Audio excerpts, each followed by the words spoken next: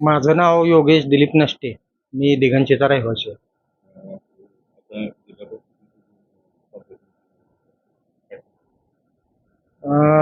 जिल्हा परिषद आणि पंचायत समिती निवडणुकीत आमच्या शिवसेना पक्षाला भरपूर ओबीसींनी पसंती दिलेली आहे आणि त्या पद्धतीनं सध्या दिगंचित आम्ही सर्व कार्यकर्ते तळमळीनं श्री पृथ्वीराज पाटील आणि सौ कल्पना देवेंद्र पुसावळे यांचे काम करत आहे. विकास कामाच्या जोरावर आम्ही त्यांना मतं मागत आहे. एकनिष्ठेच्या जोरावर आम्ही त्यांना मतं मागत आहे. नाही, मी स्वतः ओबीसी आहे ना, मी सुद्धा अर्ज दाखल केला होता. पण माझ्यापेक्षा सरस उमेदवार पृथ्वीराज पाटील आहेत हे मला लक्षात आल्यानंतर मी स्वतः उमेदवारी मागे घेतली. अजून 2-3 उमेदवारी ओबीसीनी दाखल केली होती, त्यांनी माघार घेतली आणि आमच्या सर्वानुमते ओबीसींच्या सर्वानुमते हा उमेदवार उभा आहे.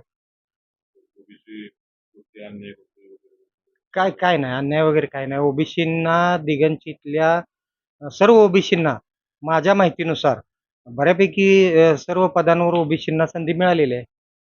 आमचे पहिले डेप्युटी सरपंचच विष्णू यादव यांना रिटायर्ड ड्रायव्हर आहेत ते एस-टी महामंडळाचे. त्यांना पहिलं उपसरपंच केलं ना आम्ही.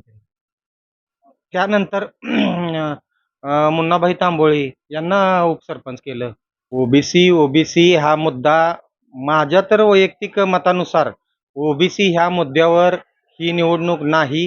ही निवडणूक लढणाऱ्यांनी दिगंचीचा सामाजिक आणि औद्योगिक विकास या मुद्द्यावर ही निवडणूक लढवावी हे माझं वैयक्तिक मत आहे. कारण मी लहानपणापासून आजपर्यंत आपण सर्वजण हिंदू मुस्लिम या जातीय तेढाविरुद्ध आजपर्यंत ऐकत आलो, बघत आलो. त्यानंतर आता हे नवीनच आलंय ओबीसी, कुणबी. तर जात-पात, धर्म मी मानत नाही.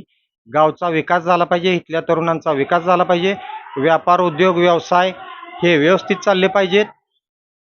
तरच गावची प्रगती होईल. आपण जात-पात, धर्म घेऊन बसलो तर हे अवघड होऊन बसेल सगळं. त्यामुळे ओबीसी हा मुद्दा माझ्या तर माहितीने ह्या निवडणुकीसाठी नाही.